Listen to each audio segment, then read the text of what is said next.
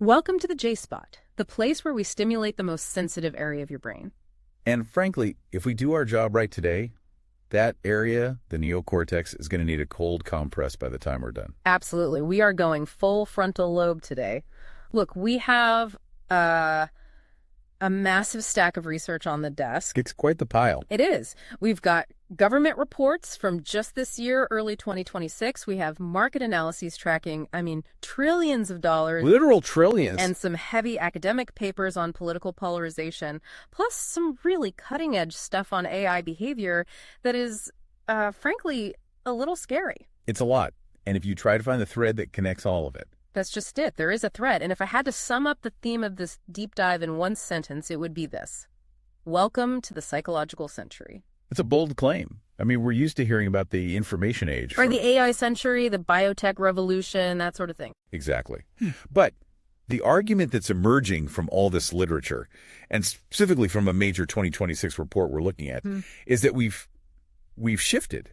The whole hierarchy of industries has fundamentally changed. Right. And the thesis here, it's provocative. It's saying that by early 2026, which is, right now, psychology has stopped being just a subset of healthcare. It's not just a department in a hospital anymore. Not at all. It isn't just about fixing people who are struggling. The argument is that it has become the primary lever for global stability, for economic resilience, and even for how we integrate technology. And that's the key word, right? The primary lever, not just the lever. It's the main one. Exactly. Think about the really wicked problems we face. Like what? Climate change. The intense political polarization we see everywhere. The massive disruption that artificial intelligence is causing. The big three. The big three. And if you look closely, the limiting factor in solving any of these isn't the technology. That's surprising. You'd think it would be. You would. But we have the tech. We have solar panels. We have fusion breakthroughs on the horizon. We have these incredibly powerful LLMs. It isn't even really money. You're saying the global capital exists to solve these things. It's there. The limiting factor is behavioral. It's human cognition. It's the weird, glitchy, often irrational software running in our own heads. Okay, let's unpack this, because that sounds like a massive shift in perspective. Usually when we talk about infrastructure, what are we talking about? Bridges, power grids, maybe fiber optic cables if you're feeling modern. Sure. Hard assets. Concrete and steel. But you're suggesting that the new infrastructure is our minds. In a very literal sense, yes. Yeah. The sources we have today, all of them, argue that the psychology industry is providing the infrastructure for the future. How so? Well, without understanding the biological and the social drivers of how we make decisions, how we build trust, how we become resilient, the other systems just collapse. The financial, political, ecological systems. All of them. They all run on human decisions. And if the software in our heads isn't compatible with the world we've built, the world breaks. It's that simple. So our mission today is to analyze this shift. We're going to look at it through our usual pillars: mental health, culture, and context. We have to. We're going to talk about the trillions of dollars at stake, and that's not an exaggeration, literal trillions. We're going to see how psychology is being deployed to try and fix the climate crisis and, all the political hatred. And we have to look at the dark side. Absolutely. The big question: are we just psychologizing everything? Are we just trying to fix people's heads instead of fixing the actual world? It's a lot to cover. Yeah. It's dense. But I think it's one of the most crucial conversations we can be having right now. It is. So let's start where it hits people the hardest. The wallet. The wallet. The economy. Right. Phase 1 of our deep dive, the economics of minds. I think for a long time, mental health was viewed by corporations and by governments too as a nice to have, a soft benefit. Oh, completely. It was seen as a perk. Right. You know the drill. Put a foosball table in the break room, offer a generic meditation app subscription. Maybe put a poster up about Wellness Wednesday. And call it a day. Job done. But the numbers in front of us, they paint a much more alarming picture. This isn't about being nice anymore, is it? It's no longer about wellness benefits or, HR optics. It's about fiscal survival. Full stop. Okay. Lay it on us. What's the baseline data say? Let's just look at the data from the report. As of 2025, so last year, depression and anxiety alone were costing the global economy $1 trillion per year. 1 trillion. That's one of those numbers that's so big it loses all meaning. It sounds like monopoly money. It does. It's hard to wrap your head around. So break that down for us. Where does that money actually go? Is it just gone? It's primarily lost productivity. We're talking about 12 billion lost working days annually. 12 billion. Now, when I say lost days, I need you to not just picture people calling in sick and staying in bed. Okay, because that's absenteeism, right? Exactly. That's part of it. But a huge, huge chunk of this cost, maybe even the majority of it, comes from something called presenteeism. Presenteeism. I've heard this term. That's when you're physically in the chair, but the lights are off. Precisely. You show up, you clock in, but because of anxiety or depression or just total burnout, your cognitive function is impaired. So you're just not there. You're not there. You're slower. You make more mistakes. Your creativity is shot. Your ability to collaborate is gone. That invisible drag on efficiency is where the billions just bleed out of the system. An invisible tax on the entire economy. That's a great way to put it. But here is where it gets genuinely terrifying. The projection for 2030. Which is, what, less than 4 years away now? Right around the corner. The projection is that mental ill health will account for more than half of the global economic burden of all non-communicable diseases. More than half. More than cancer, diabetes, heart disease, all of it. More than all of them combined. And what's the price tag on that projection? The projection is for $6 trillion. 6 trillion. 6 trillion. I'm trying to even contextualize that. That is roughly the entire GDP of Japan and Germany combined. Just evaporated into thin air because of mental health struggles. Precisely. And this fiscal reality, this $6 trillion number, is what is finally forcing the pivot. It's the only thing that could, right? It is. I mean, you can ignore a moral argument, unfortunately. History shows us that governments are very, very good at ignoring moral arguments. But you can't ignore that. You cannot ignore a $6 trillion hole in the global balance sheet. So now governments, massive corporations, they're realizing that mental health isn't a benefit. It's a core economic imperative. A strategic asset. Exactly. If you don't secure the psychological stability of your workforce, you don't have an economy. It's that foundational. So it's moved from being an HR problem way beyond that to a CFO problem. It's moved to a head of state problem, a national security problem even. Wow. Now, there's a specific dynamic that the sources describe here. They call it a vicious cycle of contagion, and it connects the wallet to the brain in this really direct mechanical way. It's not just, a bad economy makes people sad. It's more clinical than that. It is. It's a feedback loop. Right. We have longitudinal data. These are studies that track the same people over very long periods of time, and they show a direct causal link. From what to what? From financial difficulties, specifically things like housing payment problems, not being able to make rent, unmanageable consumer debt, directly to major depression. And this isn't just feeling down or being stressed out. No, this is clinical deterioration. It's a diagnosis. And then here's the feedback part of the loop, that deterioration feeds directly back into the economy. Because if you're clinically depressed, your employability just plummets. Your ability to learn new skills, to adapt. It all drops. Exactly. The core components of mental health, what psychologists call competence, autonomy, aspiration, they're eroded. So let's trace the life of a hypothetical worker, just to make it real. Okay, so they lose their footing financially, let's say a big rent hike. That financial stress triggers a depressive episode. That episode makes them less effective at their job, or maybe they even lose the job entirely. Now they're unemployed, which deepens the depression, which makes them essentially unemployable because they can't interview well, they can't learn new skills. They're stuck. Totally stuck. So they end up draining the social safety net instead of contributing to it. It's a downward spiral that just eats capital and human potential. And one of the examples in the source material that really, really stuck out to me on this was a comparison between the 1997 Asian financial crisis and the Nordic model. Yes. Because it just highlights so clearly how policy, how infrastructure can completely change the outcome. It's a crucial historical context. It's a perfect case study. So in 1997, during that financial crash, suicide rates in several of the affected Asian nations rose by over 40%. 40%. That's not a statistic. That's a massacre. There's a lethal intersection of economics and psychology. In those cultural and economic contexts, unemployment meant a total loss of identity, a total loss of hope. There was no buffer. There was no buffer.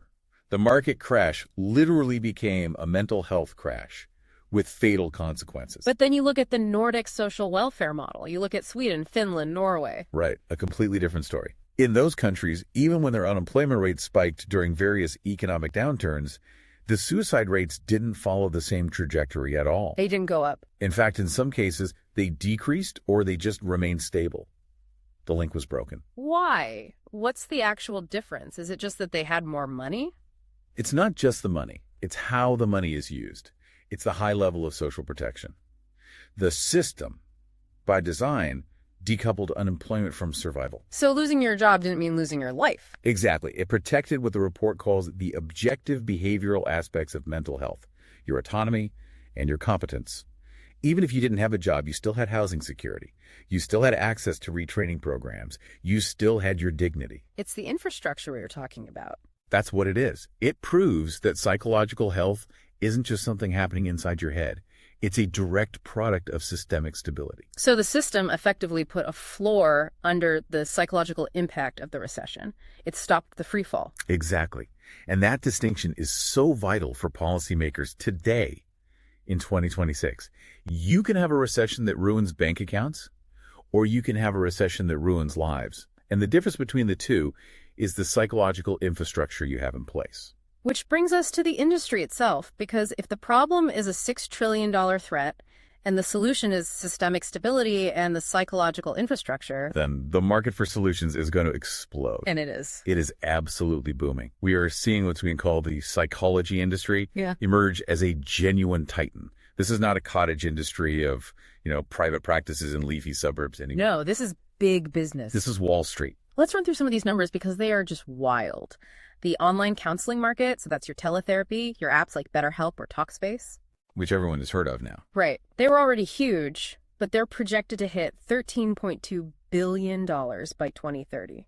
And just for context, that's a compound annual growth rate of nearly 22%. That's massive. That is massive. That's tech-level growth. Yeah. Investors are pouring money into this space because they see the sheer scale of the need. But what's fascinating is where the money is going. It's not just about paying a human to talk to you on Zoom anymore. No, the real action is in the integration of AI. Yeah. The AI and mental health sector is growing even faster at over 23% CAGR. So this is the chatbots, the automated triage systems, that kind of thing. Yes. It's all about scaling care.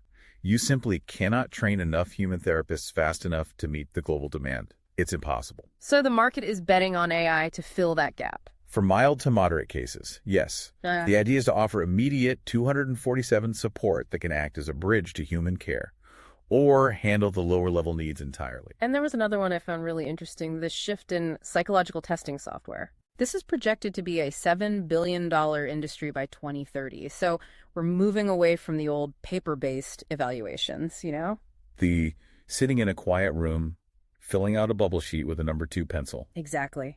That era is ending. And it's being replaced by real-time analytics. This is already happening in major corporations and in school systems. What are they using it for? They're using these data-driven assessments to measure psychological readiness. Imagine you're a CEO. Imagine a dashboard on your screen that tells you not just the revenue for the quarter, right, but the real-time cognitive load and the burnout risk of your entire engineering department. That is, on one hand, that's incredibly useful. On the other hand, it's faintly dystopian. It's a complete double-edged sword. It's becoming a standard metric, just like revenue or quarterly profits or test scores. The industry is building the literal infrastructure to monitor and manage the collective psyche of the population. Which means we can intervene sooner, which is good. But it also means we are constantly being evaluated, constantly being measured on our mental state. Yeah, that's something we definitely need to put a pin in for the ethics section later. Absolutely. But first, I want to move to phase 2 of our deep dive, the critical lens. Right. This is where we look at how psychology is actually being applied to solve these so-called unsolvable problems. We mentioned earlier that the limiting factor for things like climate change and polarization is behavioral. So let's test that thesis. Let's start with segment A, climate change. The ultimate wicked problem. It really is. We have the science, we have the solar panels, we know the ice is melting, so why are we still arguing about it? Why is there still gridlock? Well, if you ask a traditional policymaker, they might say, we need better technology or we need cheaper batteries. The tech and money argument again? The tech and money argument. Mm-hmm. But the psychologist looks at the problem and says, no, that's not it. You have a crisis of human cognition. The source material we're looking at calls this the behavioral wedge. I love that term, the behavioral wedge. It sounds like a tool. It is. It's about finding a crack in the cognitive armor. So why do traditional facts just bounce off so many people? Why doesn't a simple graph showing rising global temperatures convince everyone? There are two main mechanisms at play here, and they're both fascinatingly counterintuitive. The first is called motivated reasoning. Okay. Humans, as a rule, do not process information with the goal of being accurate. Wait, what? That's our whole thing, isn't it? Being smart. We like to think it is, but mostly we process information to defend our pre-existing beliefs and, crucially, to protect our social standing within our tribe. We're lawyers for our own team, not scientists seeking truth. That's the perfect way to put it. And here's where it gets really interesting and really frustrating. You'd think that smarter, more educated people would be better at accepting the science, right? So of course, if you understand basic physics, you should understand the greenhouse effect. But the data shows the complete opposite. It doesn't. No, it's the paradox of intelligence. More educated individuals, specifically those with high numeracy and science literacy, are actually better at motivated reasoning. They're better at fooling themselves. They have more cognitive tools, a bigger intellectual arsenal to construct sophisticated arguments that defend their bias. So if you give a smart person a fact they don't like, they don't just change their mind. No. They use their big brain to write a brilliant essay explaining why the fact is wrong, why the source is biased, why it doesn't apply. They're better lawyers for their own delusions. Exactly. It's a phenomenon called identity-consistent reasoning. You use your brain power to protect your team, not to find the objective truth. That is so frustratingly human, and it completely upends the old information deficit model of communication, doesn't it? It demolishes it. It explains why that model, the idea that if we just educate people more, they'll agree with us, has been a catastrophic failure on climate. You can't fact sheet your way out of the problem. You can't. You cannot educate someone out of a position that they're emotionally motivated to hold. In fact, giving them more education might just make them a more stubborn, more effective opponent. Wow. Okay, so what's the second mechanism? The second one is called solution aversion.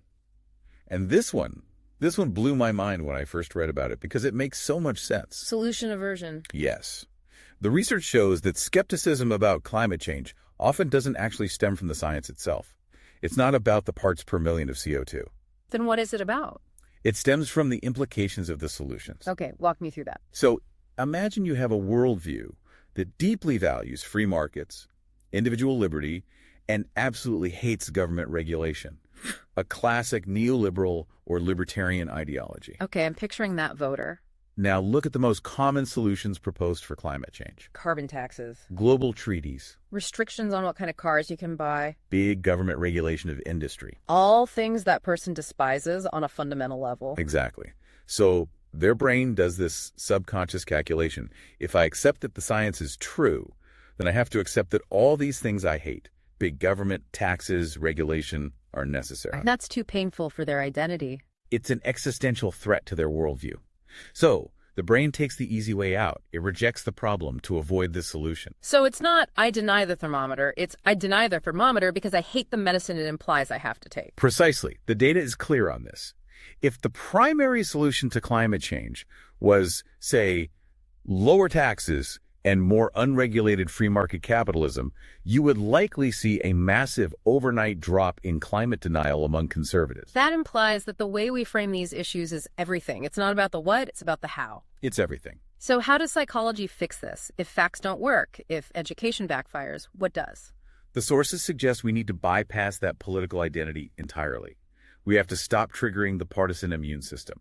The key is to leverage what are called superordinate identities. Superordinate. Okay, what does that mean? A higher level category. Yes, exactly. It's an identity that everyone in the room shares that sits above their political identities. Yeah. So instead of framing climate action as a Democrat issue or a Green Party issue, which immediately triggers that us versus them defense mechanism. You frame it differently. You frame it around being human or American. Yeah. Or a parent who wants a safe world for their kids. Or you can use religious identities. Exactly.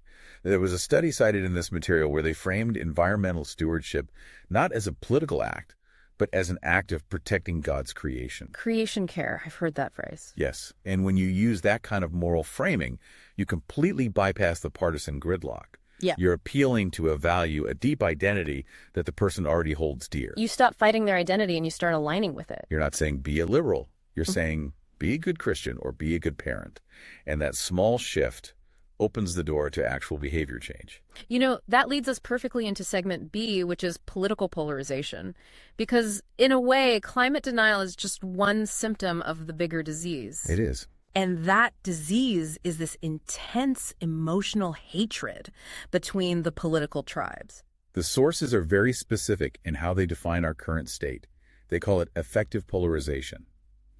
And that's a key distinction. How does that differ from, say, issue polarization? Issue polarization is just disagreeing on policy. You want a 25% tax rate, I want a 35% tax rate. We can debate that. Right. And statistically, we actually agree on a lot more policies than the news would have us believe. A lot more. If you poll people blindly on policies without the party labels attached, there's a surprising amount of overlap.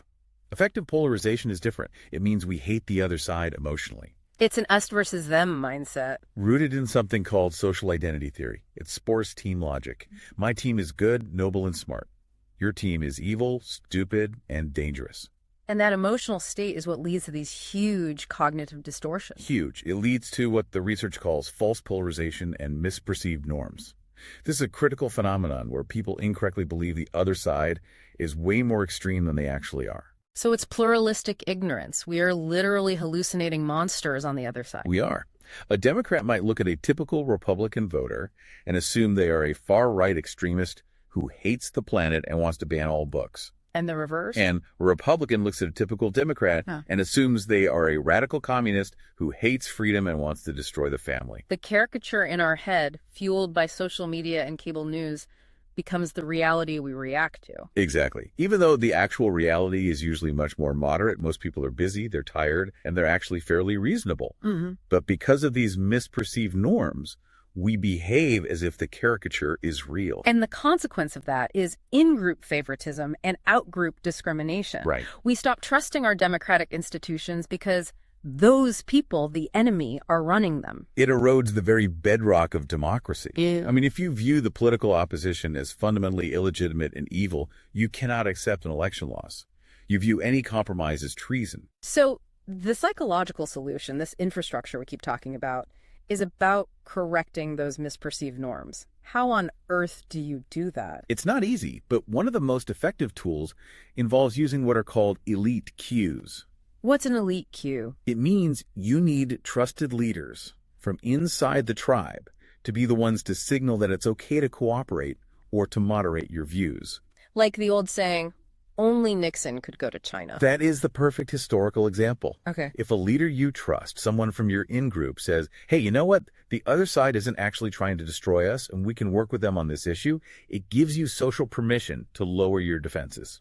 It breaks the signal that any cooperation is a betrayal of the team. Exactly. And the other key part of the solution is understanding that for most people, voting is expressive, not instrumental. Okay, that sounds academic. Break that down. We often think of voters as rational actors, calculating their own utility. You know, I will vote for candidate X because their tax policy will save me $500 a year. But that's not really how it works for most of us, is it? No. The expressive model of voting says that a vote is primarily about social belonging. It's a badge of identity. It's like wearing your team's jersey. I vote for this party because I am the kind of person who votes for this party. That's it. It's a public declaration of who you are and which tribe you belong to. So if you want to change someone's voting behavior, you can't just throw policy papers at them. You have to change what the vote signals about their identity. That is a profound shift in how we think about political campaigns. It's less about policy debates and more about identity management. Welcome to the psychological century. It turns political consultants into, essentially, identity architects. Which brings us, I think, to the third part of our critical lens, and honestly, this is the most futuristic part. Segment C, the AI mirror. This is where the concept really earns its name. Because we aren't just analyzing human minds anymore. We are now in the business of analyzing the minds we created. AI behavioral science. Yes. It's a brand new field. Researchers are now applying all the classic tests from behavioral economics, things like the trust game, the dictator game, to these large language models. Okay. For the listener who hasn't taken Econ 101, can you quickly explain a trust game? Sure. It's simple. I'm the experimenter. I give you, say, $10. You can keep it all, or you can choose to give it to an anonymous partner. Okay. If you give it to them, the money triples to $30. Then the partner can choose to give some of that $30 back to you or keep it all. It's a clean test of whether we trust strangers and whether we reciprocate fairness. And the results when they ran this with AI are, well, they're surprising. They are kind of shocking.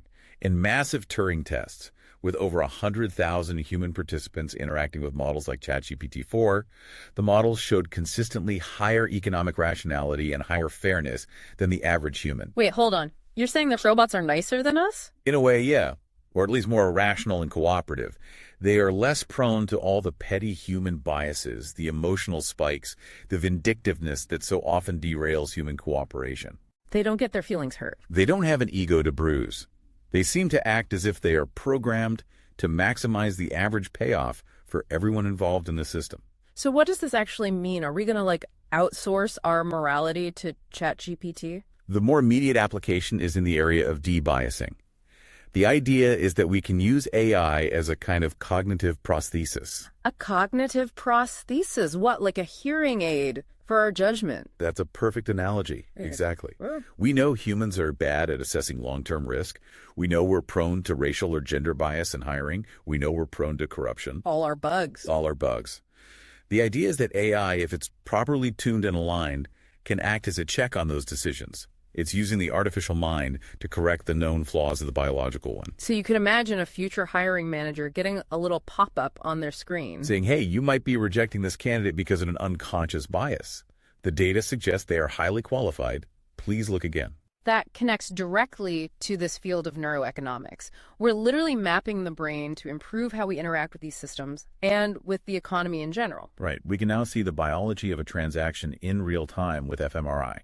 For example, when you see what you perceive to be an unfair price, let's say $15 for a bottle of water at an airport, your brain activates the insula. The insula, that's the pain center, right? Like physical pain. Exactly. It's the same part of the brain that lights up if you smell rotten food or stub your toe. Being ripped off literally hurts. It creates a powerful disgust response. And on the flip side of that, personalization. When a system recognizes you and tailors the experience just for you, that activates the ventromedial prefrontal cortex, the VMPFC. Which is the part of the brain associated with subjective value and reward. It feels good to be known. It feels good when your favorite barista knows your order. And it feels good when a streaming algorithm recommends the perfect song you've never heard before. So companies are actively using this. They're designing what they call emotional architecture. They are. And that brings us, inevitably, to regulation. Because if companies can map your insula and your VMPFC, they can also learn how to manipulate you. They can design systems that bypass your rational mind and target your ancient brain. And that's why the EU's Digital Services Act, the DSA, and the new Digital Fairness Act of 2026 are so incredibly important. They're trying to create safety by design. Yes, they are specifically targeting dark patterns. These are the little design tricks like hidden countdown timers that aren't real, or confusing button layouts that exploit your psychology to trick you into buying things or signing up for services. And dopamine loops. The infinite scroll, the random rewards of a slot machine. The law is finally catching up to the biology. It's mandating that you can't knowingly build a machine that is designed to addict the human brain. It's treating the user's attention and mental state as a protected resource. It's just incredible to think about the journey we've just taken. We've gone from mental health as a personal problem all the way to mental health as the entire global economy. And psychology is how we save the climate, and neuroscience is how we have to regulate the internet. It is the central infrastructure, right. Connects everything. But... there it is. There's always a but. There is, and it's a big one. We need to pivot now to phase 3, the ethical stance. Because if psychology is this powerful, if it's this ubiquitous, is that actually a good thing? This is the critique, the psychologization of society. This is a really heavy critique, and we need to take it very seriously. Sociologists and critical psychologists have been warning for years about something they call the therapeutic turn. And this is the idea that we are increasingly offering individual psychological remedies for what are actually huge structural problems. Precisely. Let's play this out with an example. Imagine you lose your job because of a global recession that was caused by, reckless banking deregulation. Okay. So you can't pay your rent. You are understandably incredibly stressed and anxious. Mm-hmm. And the response from society is, you need to be more resilient. Here's a mindfulness app. Here's some cognitive behavioral therapy to help you cope with your negative thoughts about being homeless. It basically gaslights you into thinking your poverty is a personal failure of your mindset rather than a predictable failure of the economy. That is the core of the neoliberal critique. It argues that positive psychology, while it can be genuinely helpful for individuals, can also be used as a tool to position Western values of individualism and resilience as universal truths. And in doing so, it marginalizes vulnerable groups. By pathologizing their completely normal responses to oppression. Right. If you are part of an oppressed group, feeling angry or depressed isn't a disorder. No, it's a perfectly rational and healthy response to a bad environment. If you stick your hand in a fire, it's supposed to hurt. The solution isn't to take more painkillers. The solution is to take your hand out of the fire. So are we just fixing the worker so they can better fit into the broken machine? That's the danger. The psychiatrization of society means we might be overdiagnosing normal human suffering while conveniently ignoring the root causes. Things like inequality, racism, lack of economic opportunity. We treat the brain because it's cheaper and easier than treating the world. That's the fear. So what is the just path forward? How do we use this incredible power of psychology without falling into that trap? Well, the experts in these sources are pointing toward a methodology called participatory action research, or PAR. Okay, break that down for me. It means you don't just have a bunch of academics in an ivory tower designing solutions and then imposing them on people. You involve the stakeholders, the community itself, directly in the research and design process. So if you're designing a mental health intervention for, say, urban youth or rural farmers, then the urban youth and the rural farmers are co-designers. They are partners in the research, not just subjects to be studied. Nothing about us without us. Exactly. It prevents the kind of academic groupthink and ensures the solutions actually fit the complex reality of people's lives. It decentralizes the expertise and the power. And another part of this is framing mental health as a fundamental human right. Yes. Not as a medical luxury or a consumer privilege for those who can afford a therapist. Yeah. All right.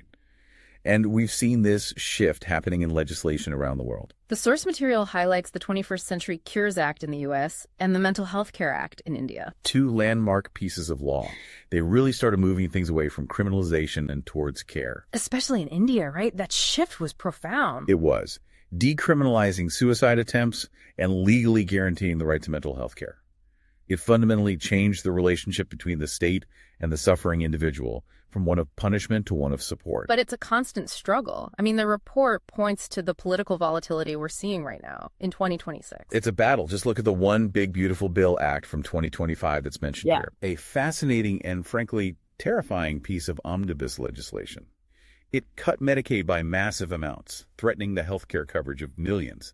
It was a pure austerity measure. But then look at the reaction. Exactly. There was a reinstatement of SAM-HSA grants almost immediately following intense bipartisan pushback. And SAM-HSA, that's the Substance Abuse and Mental Health Services Administration. Correct. The key word there is bipartisan. The fact that there was bipartisan pushback to reinstate those specific grants shows that mental health has finally crossed the political divide. It's becoming a third rail of politics. You catch it at your peril.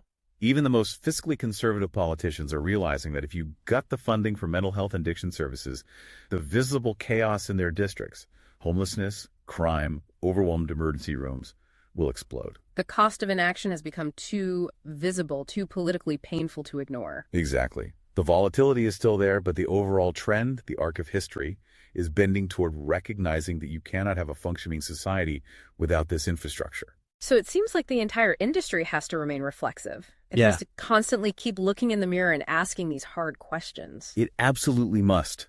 It has to stay connected to social justice. If psychology is just used as a tool for social control, to make workers more productive for corporations, to make voters more pliable for politicians, it will fail. And it will deserve to fail. It has to be on the right side of history. Which means it has to address the context, the poverty, the inequality, the history, not just the individual symptom in the brain. It needs to be a tool for liberation, not just adaptation. So we've covered a lot of ground today. I mean, from the $6 trillion economic cost of depression all the way to the behavioral wedge in climate change. From the false polarization that's tearing apart our politics to the neuroeconomics of how we design AI and the internet. And the overarching theme, it really is undeniable. The ability to understand and engineer positive behavioral change, whether that's in yourself, in your organization, or in your society, is becoming the single most valuable skill in the global market. It truly is. It's the new literacy. It really is. We are living in the psychological century. The limiting factor for so long has been us. And that means the solution, finally, is also us. And if we connect this to the bigger picture, it suggests that the next great human frontier isn't outer space, and it isn't the metaverse. No. It's the 3 pounds of wet, complex gray matter between our ears. Here's a final thought for you to chew on, listener. We talked about AI potentially debiasing us and neuroeconomics mapping our pain centers. If psychology truly is the new infrastructure, who owns the blueprints? Who gets to decide what a healthy or optimal mind looks like in this new century? Is it the government? Is it a tech corporation? Or is it us? That is the question of the decade.